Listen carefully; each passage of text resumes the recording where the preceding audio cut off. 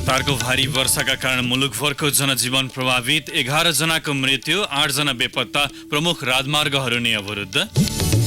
मुलुकको एकमात्र अन्तर्राष्ट्रिय विमानस्थल 7.5 घण्टादेखि अवरुद्ध, घाँसे मैदानमा चिप्लिएको विमान हटाउन नसक्दा आन्तरिक तथा बाह्य सबै उडान प्रभावित। नेपालको वित्तीय संघीयता र सार्वजनिक सम्पत्तिको व्यवस्थापनमा विश्व बैंकले गर्दै आएको सहयोगले निरन्तरता पाउने $10 करोड बराबरको सहयोग सम्बन्धी सम्झौतामा हस्ताक्षर। र फिफा वरियतामा नेपाली महिला राष्ट्रिय टोलीको 2 स्थान सुधार, 101औं स्थानमा। नमस्कार, कान्तिपुर डायरीबाट साथी सुरज अनि तेजेन्द्रको समाचार अब विस्तारमा। लगातारको वर्षापछि बाढी र पहिरोका कारण मुलुकका विभिन्न स्थानमा 13 जनाको मृत्यु भएको छ। 10 जना बेपत्ता भएका छन् भने 13 जना घाइते भएका छन्। गृह मन्त्रालय अन्तर्गतको विपद व्यवस्थापन महाशाखाले दिएको जानकारी अनुसार काठमाडौँमा 3, काभ्रे र भोजपुरमा 2 तथा पर्सा, धादिङ, मकवानपुर, सिन्धुली, ललितपुर र रामेछापमा 1 जनाको मृत्यु भएको छ। काठमाडौँको कागेश्वरी मनोहरा नगरपालिका वडा नम्बर 6 मा मूलपानी पर्खाल भत्किँदा 1 गर्भवती सहित 3 जनाको मृत्यु भएको छ। जस्ताको संरचनाभित्र बस्दै आएका एकै परिवारका 3 जनाको मृत्यु भएको हो। 12 घर भएर मूलपानी बस्दै आएका 35 वर्षीय शर्मिला यादव, 30 वर्षीय नितु यादव र 12 वर्षीय कुन्दन यादवको मृत्यु भएको हो। 30 वर्षीय नितु यादव गर्भवती रहेको महाशाखाले जनाएको छ। यस्तै पहिरोले घर पुरिँदा काभ्रेको बनेपा 3 चुनातालमा 55 वर्षीय गोमा डङ्गाल र नातिनी 7 वर्षीय सुहाबीको मृत्यु भएको जिल्ला प्रहरी कार्यालय काभ्रेले जनाएको छ। पहिरोले पुरिएर घाइते 2 जनाको बनेपास्थित शिर मेमोरियल अस्पतालमा उपचार भइरहेको छ। यस्तै भोजपुरको रामप्रसाद राई गाउँपालिका 7 मा घरको पर्खाल भत्कँदा 66 वर्षीय जगत बहादुर राईको मृत्यु भएको छ। भोजपुरकै ट्याम्के मयुङ गाउँपालिका 9 लेखखर्कमा पहिरोले शौचालय बगाउँदा 14 वर्षीय जनक विकको मृत्यु भएको छ। मकवानपुरको उत्तरी क्षेत्र स्थित थाहा नगरपालिका 3 दम्कीमा खोलामा आएको बाढीले बगाउँदा 12 वर्षीय सञ्चना बलामीको मृत्यु भएको छ।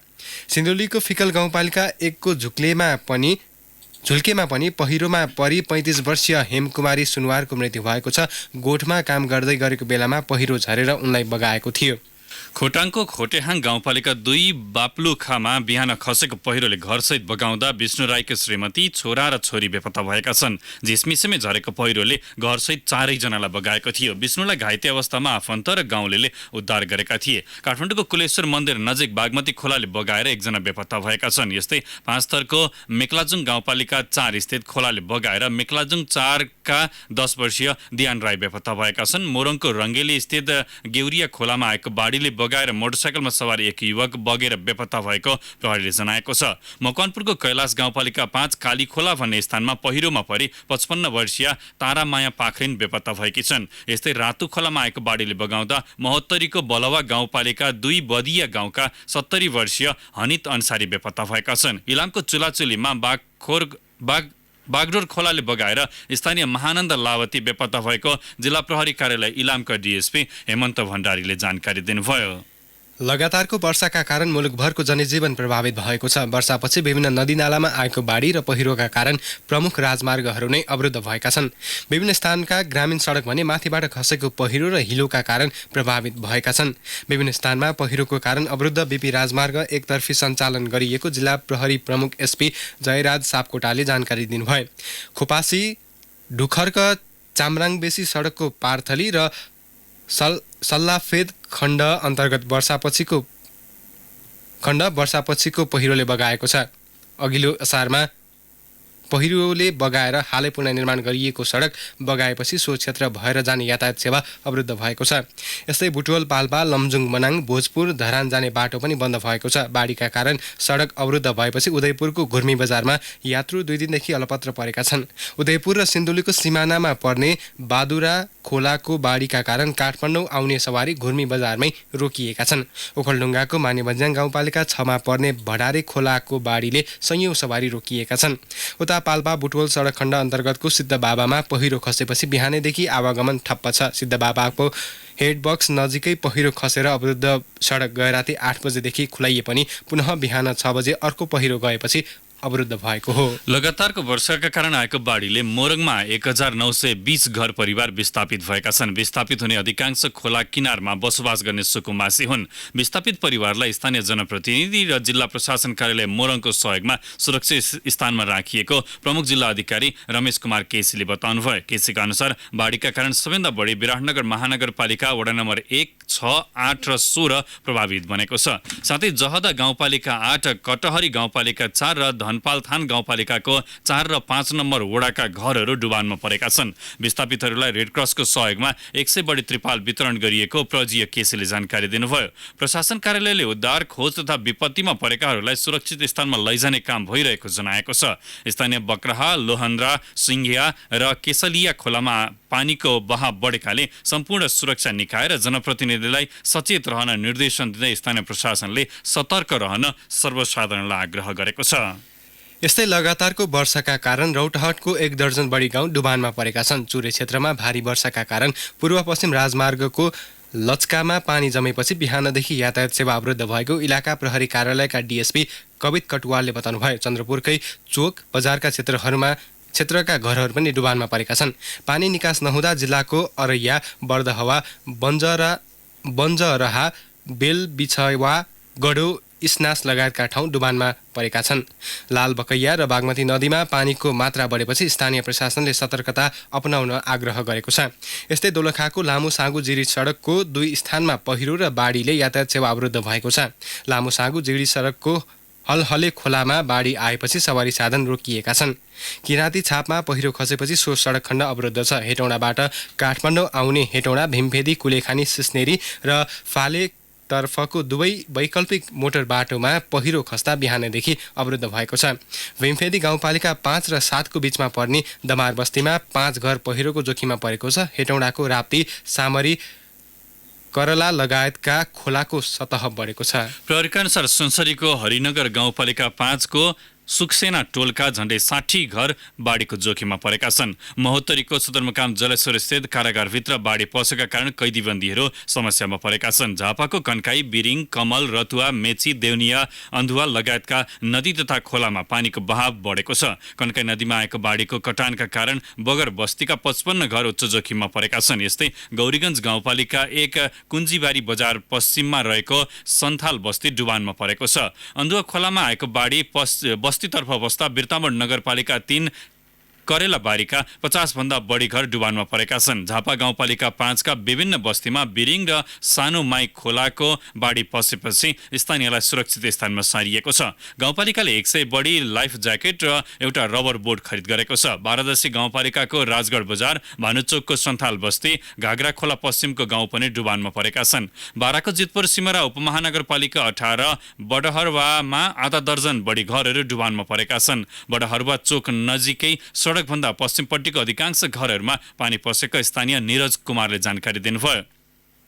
काठमाडौँको किर्तिपुर स्थित सुकुम्बासी बस्तीका झण्डै 6 घरमा बाढीको पानी पसेको छ। बागमती, विष्णुवती, बल्खु खोला, नखु, हनुमन्ती, मोहना, धोबी खोला लगायत सबै खोलानाला र होचा भूभागमा उच्च सतर्कता अपनाउन विपद व्यवस्थापन महाशाखाले आग्रह पनि गरेको छ। लगातारको वर्षाले देशैभरि प्राकृतिक विपदका श्रृङ्खलाहरू निम्तिएका छन्। प्रहरी प्रधान कार्यालयले देशैभरिबाट सङ्कलन गरेको सूचना अनुसार देशका विभिन्न 49 स्थानमा प्राकृतिक विपदका घटनाहरू भएका छन्। प्रहरीका अनुसार देशका विभिन्न 20 स्थानमा पहिरो गएको छ। पाल्पा, काठमाडौँ, पाँचथर, मकवानपुर, खोटाङ, दोलखा, रामेछाप, तेह्रथुम लगायतका जिल्लामा ससाना तथा ठुला पहिरो गएका हुन्। यस्तै देशका विभिन्न 16 स्थानमा बाढीको प्रकोप देखा परेको छ। यसैबीच मौसम पूर्वानुमान महाशाखाले आगामी 2 दिनसम्म मनसुन सक्रिय रहने भन्दै सतर्क रहन सबैलाई आग्रह गरेको छ। निम्नचापीय रेखा मध्य र पूर्वी नेपालको तराई भूभाग र पश्चिमी नेपालको पहाडी भूभाग नजिक अवस्थित रहनु तथा मध्य र पूर्वी नेपाल नजिक समेत एउटा न्यूनचापीय क्षेत्र रहेका कारण आगामी 2 दिनसम्म मनसुन सक्रिय रहने महाशाखाले उल्लेख गरेको छ। महाशाखाका अनुसार केही स्थानमा हावाहुरीको समेत सम्भावना छ।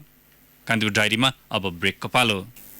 कान्तिपुर डायरीमा अब बाँकी प्रसङ्ग। मुलुकको एकमात्र अन्तर्राष्ट्रिय विमानस्थल 7.5 घण्टादेखि बन्द छ। यति एयरलाइन्सको विमान धावन मार्गबाट चिप्लिएपछि सबै उडान तथा अवतरण त्रिभुवन विमानस्थल अनिश्चितकालका लागि बन्द गरिएको छ।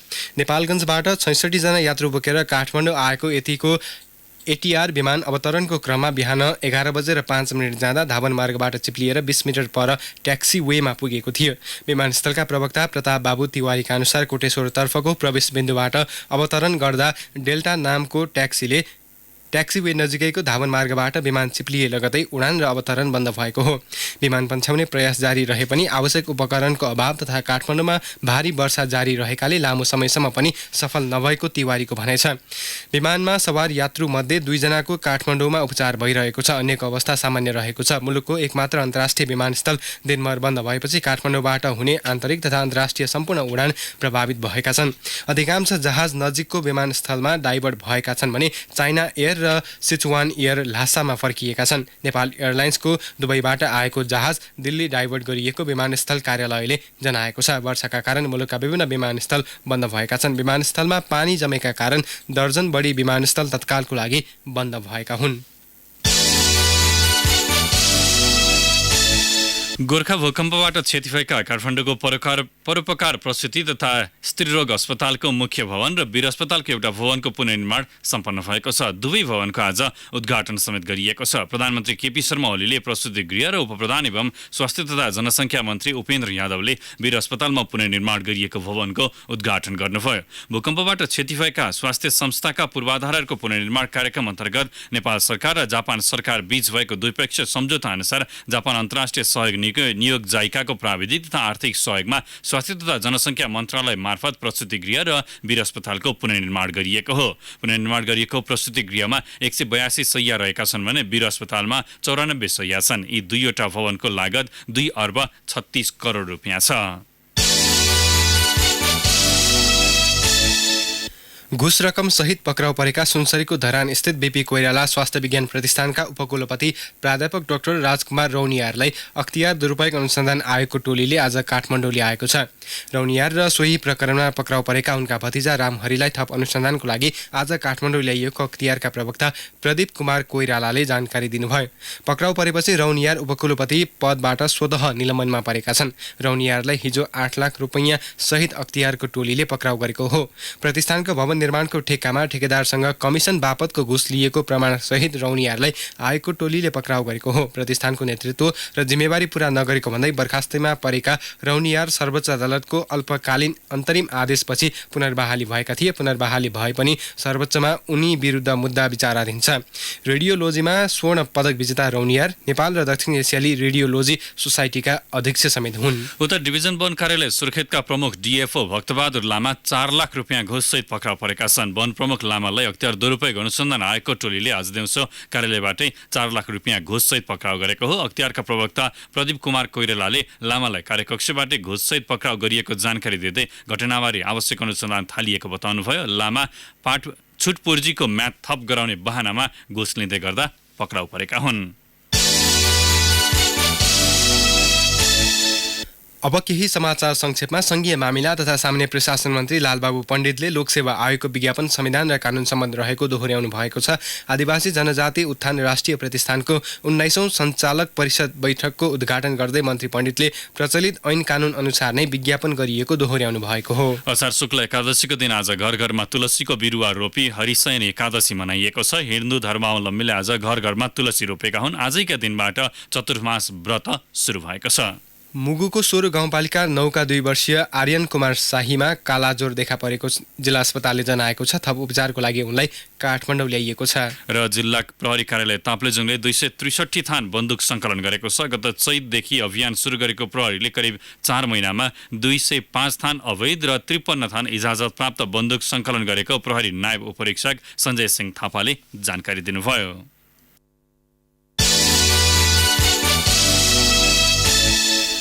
कान्तिपुर डायरीमा अब कालीकोट डायरीको पालो।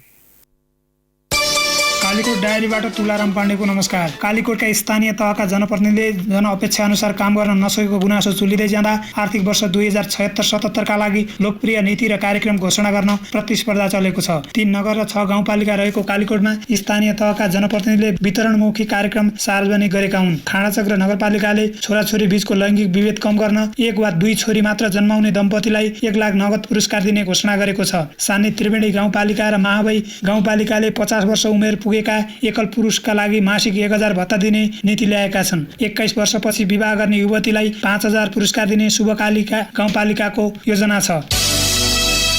कालीकोटका स्थानीय तहमा नेत्रविक्रम चन्द नेतृत्वको समूहले ताला लगाएपछि जनप्रतिनिधिहरू त्रासमा छन्। पालिका कार्यालयमा लगाएका ताला असार 20 गते नै प्रहरीले तोडे पनि वडा स्तरका ताला अझै खुलेका छैनन्। वडा अध्यक्षहरू वडामा बस्न नसकेर पालिका कार्यालयमा आएर सिफारिस लगायतका काम गरिरहेका छन्। सरकारले कर्णालीलाई कृषिमा आत्मनिर्भर बनाउन करोडौं रकम दिए पनि वास्तविक कृषकले लाभ लिन सकेका छैनन्। कृषकको नाममा आएको अनुदान रकम टाठाबाठाले हात पार्ने, वास्तविक कृषकले कार्यक्रमबारे जानकारी नै नपाउने अवस्था रहेको बताउँदै सञ्चारकर्मीको एक समूहले कालीकोट अनुगमनमा आएकी कर्णाली प्रदेश भूमि व्यवस्था कृषि तथा सहकारी मन्त्री विमला केसीसँग गुनासो गरेका छन्। प्रदेशबाट आएका योजना पारदर्शी नभएको बिचौलियाले बिल मिलाएर खाने गरेको गुनासो मन्त्री समक्ष सञ्चारकर्मीले गरेका हुन्। कालीकोटको खाँडाचक्र नगरपालिकाले तत्कालीन माओवादी आक्रमणको अन्तिम फौजी हमला गरेको पिलीलाई नगर सभा मार्फत युद्ध पर्यटकीय क्षेत्रका रूपमा विकास गर्ने घोषणा गरेपछि पिलीमा कर्णाली प्रदेश सरकार मार्फत धमाधम भौतिक संरचना निर्माणको काम भइरहेको छ। खाँडाचक्र 7 मा पर्ने पिलीमा घर घरमा मिटर जडित खानेपानीका धारा, सिँचाइ पोखरी, टेलिकमको टावर, कालिका माविको भवन निर्माण लगायतका काम भएको बताउँदै नगर प्रमुख जसीप्रसाद पाण्डेले हाल 3वटा भवन र रेलिङ सहितको बाटो निर्माण भइरहेको जानकारी दिनुभयो। हस्त कालीकोट डायरी आजलाई यति नै। तुलाराम पाण्डेलाई बिदा दिनुस्। नमस्कार। कालीकोट डायरीपछि कान्तिपुर डायरीमा पुनः ब्रेकको पालो। अब आर्थिक प्रसङ्ग। नेपालको वित्तीय संघीयता र सार्वजनिक सम्पत्तिको व्यवस्थापनमा विश्व ब्याङ्कले गर्दै आएको सहयोगलाई निरन्तरता दिने भएको छ। दोस्रो वित्तीय कार्यक्रम र सार्वजनिक वित्तीय व्यवस्थापन विकास नीति परियोजना अन्तर्गत विश्व ब्याङ्कले गर्ने $10 करोड बराबरको सहयोग सम्बन्धी सम्झौतामा आज हस्ताक्षर भएको छ। सिंहदरबारस्थित अर्थ मन्त्रालयमा आज एक कार्यक्रमका बीच सचिव लालशङ्कर घिमिरे र विश्व ब्याङ्कका नेपाल निर्देशक फरिस एच हदात जर्भोसले सो सम्बन्धी सहमति पत्रमा हस्ताक्षर गर्नुभयो। सो क्रममा अर्थ सचिव घिमिरेले तिनै तहको सरकारलाई सफल बनाउन आपसी सहकार्य र क्षमता अभिवृद्धि आवश्यक रहेको भन्दै त्यसका लागि विश्व ब्याङ्कले प्रदान गर्ने सहयोगले महत्त्वपूर्ण भूमिका निर्वाह गर्ने बताउनुभयो। यस्तै विश्व ब्याङ्कका प्रतिनिधि फरिसले सङ्घीय व्यवस्थालाई बलियो बनाउने नेपालको महत्त्वाकांक्षालाई सदैव सहयोग गर्ने प्रतिबद्धता व्यक्त गर्नुभयो। यो परियोजनाले नेपालको सङ्घीयतालाई प्रभावकारी बनाउन 2 खम्बे सहयोग नीति लिएको छ, जसअनुसार पहिलोले वित्तीय सङ्घीयताका लागि नीति, नियम तथा कानुन निर्माणमा सहयोग प्रदान गर्नेछ भने दोस्रो सार्वजनिक वित्त व्यवस्थापनका लागि नीतिगत ढाँचा बलियो बनाउन मद्दत गर्ने विश्व ब्याङ्कद्वारा जारी विज्ञप्तिमा उल्लेख छ। अब अन्तर्राष्ट्रिय प्रसङ्ग। पाकिस्तानका पूर्व प्रधानमन्त्री नवाज शरीफलाई जेल चलानको आदेश दिने सर्वोच्च अदालतका न्यायाधीश पदको दुरुपयोग मुद्दामा निलम्बनमा परेका छन्। विपक्षीको प्रभावमा परेर न्यायाधीश अरशद मल्लिकले शरीफको विपक्षमा फैसला गरेको दावी गरिएको छ। न्यायाधीशको निलम्बनपछि उनले गरेको निर्णय समेत स्वतः खारेज गर्नुपर्ने पूर्व प्रधानमन्त्री शरीफको पार्टी PML ले माग गरेको छ। 69 वर्षीय पूर्व प्रधानमन्त्री शरीफ भ्रष्टाचार मुद्दामा दोषी ठहर हुँदै 7 वर्षको जेल सजाय भोगिरहेका छन्। न्यायाधीशको कुनै गलत विषयमा भएको बार्गेनिङको भिडियो सार्वजनिक गरिदिने धम्की दिँदै शरीफका विपक्षीले सो निर्णय गर्न लगाएको सार्वजनिक भएको छ। आफूलाई व्यापक दबाव र घुस रकमको लागि कैयौं प्रस्ताव गरिए पनि त्यसलाई अस्वीकार गरेको न्यायाधीश मल्लिकको दावी छ। भिडियो सम्पादन गरी आफू विरुद्ध प्रयोग गरिएको मल्लिकको दावी छ। भारतले म्यानमारको राखिने प्रान्तमा बनाएको 250 घर हस्तान्तरण गरेको छ। रोहिङ्गा मुस्लिम समुदायलाई आफ्नो थाँथलोमा फर्किने वातावरण बनाउन सहज बनाउने प्रयास स्वरूप घर निर्माण गरेको भारत सरकारका अधिकारीले जनाएका छन्। सन् 2017मा म्यानमारको राखिने प्रान्तबाट 7,30,000 रोहिङ्गा मुस्लिम समुदाय विस्थापित भएका थिए। तीमध्ये अधिकांश बङ्गलादेशमा शरण लिएर बसिरहेका छन् भने केही भारतसम्म आइपुगेका छन्। शरण लिइरहेकाहरू जातीय सफाया हुन सक्ने डरका कारण म्यानमार फर्किन सकिरहेका छैनन्। रोहिङ्गा शरणार्थीलाई म्यानमार फर्काउन भारतले $2 करोड 50 लाख को घर निर्माण योजना ल्याएको थियो। कान्तिपुर डायरीमा अब खेल प्रसङ्ग। फिफा वरियतामा नेपाली राष्ट्रिय महिला फुटबल टोली 2 स्थानमाथि उक्लिएको छ। फुटबलको सर्वोच्च निकाय फिफाले आज सार्वजनिक गरेको वरियतामा नेपालले 2 स्थान सुधार गर्दै 101औं स्थानमा आइपुगेको छ। नेपाली टोली पहिला 103औं स्थानमा थियो। फिफा वरियतामा भारत 57, बङ्गलादेश 130, श्रीलङ्का 136, मालदिप्स 139, अफगानिस्तान 145औं स्थानमा रहेका छन्।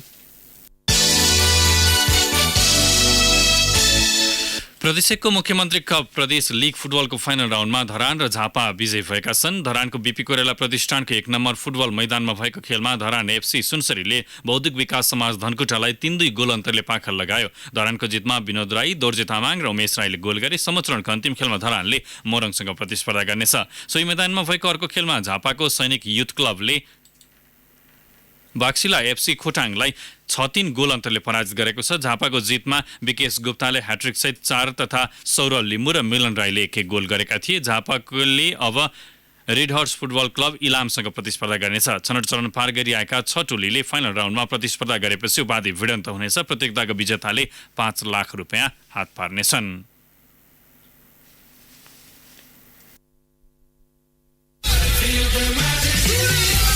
ICC cricket world cup 2019 special. नमस्कार, विश्वकप क्रिकेट विशेषमा यहाँलाई स्वागत छ। आज हामी विश्वकप क्रिकेटको फाइनल प्रवेश गरेका इङ्ल्यान्ड र न्युजिल्यान्डको फाइनलसम्मको यात्राका विषयमा विश्लेषण गर्नेछौँ। विश्वकप क्रिकेटले नयाँ विजेता पाउने भएको छ। आयोजक इङ्ल्यान्डले हिजो दोस्रो सेमिफाइनलमा 5 पल्टको विजेता अस्ट्रेलियालाई सजिलै 8 विकेटले पराजित गरेपछि यस्तो समीकरण बनेको हो। आइतबार लर्ड्समा हुने फाइनलमा इङ्ल्यान्ड र न्युजिल्यान्ड बीच प्रतिस्पर्धा हुँदैछ। यी दुवै टोलीले अहिलेसम्म विश्वकपको उपाधि जित्न सकेका छैनन्। न्युजिल्यान्डले अघिल्लो दिन पहिलो सेमिफाइनलमा भारतलाई स्तब्ध पारेको थियो। न्युजिल्यान्ड लगातार दोस्रो पल्ट फाइनल खेल्दैछ। समूह चरणको खेलमा इङ्ल्यान्डले न्युजिल्यान्डलाई 119 रनको फराकिलो अन्तरले हराउँदै फाइनलको यात्रा तय गरेको थियो। इङ्ल्यान्ड 27 वर्षपछि फाइनल पुगेको हो। सन् 1992 मा पछिल्लो पटक इङ्ल्यान्डले फाइनल खेलेको थियो, जहाँ पाकिस्तानसँग उपाधि भिडन्तमा ऊ पराजित भएको थियो। त्यसयता इङ्ल्यान्ड सेमिफाइनल पनि पुग्न सकेको थिएन। 1979 को फाइनलमा इङ्ल्यान्डले वेस्ट इन्डिज र 1987 मा अस्ट्रेलियासँग पराजित भएको थियो। 4 वर्ष अघि विश्वकपमा इङ्ल्यान्ड पहिलो चरणबाटै बाहिरिएको थियो। त्यसयता इङ्ल्यान्डलाई यो स्थितिमा पुर्याउन अस्ट्रेलियाका प्रशिक्षक ट्रेभर वेलिसको उल्लेखनीय योगदान छ। 4 वर्षको अन्तरमा एक दिवसीय अन्तर्राष्ट्रियमा विश्व नम्बर 1 बनिसकेको टोली विश्वकपको उपाधि नजिक पनि पुगिसकेको छ। अस्ट्रेलिया पहिलो पटक सेमिफाइनलमा पराजित भएको हो। यस अघिका 7 सेमिफाइनल जित्दा अस्ट्रेलिया 5 पल्ट विश्व विजेता बनेको थियो।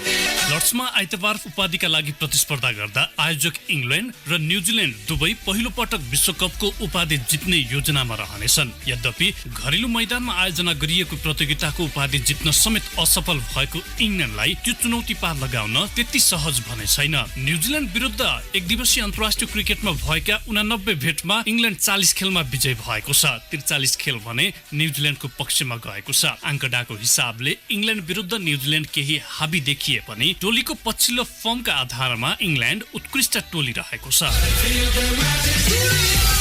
ICC cricket world cup 2019 special.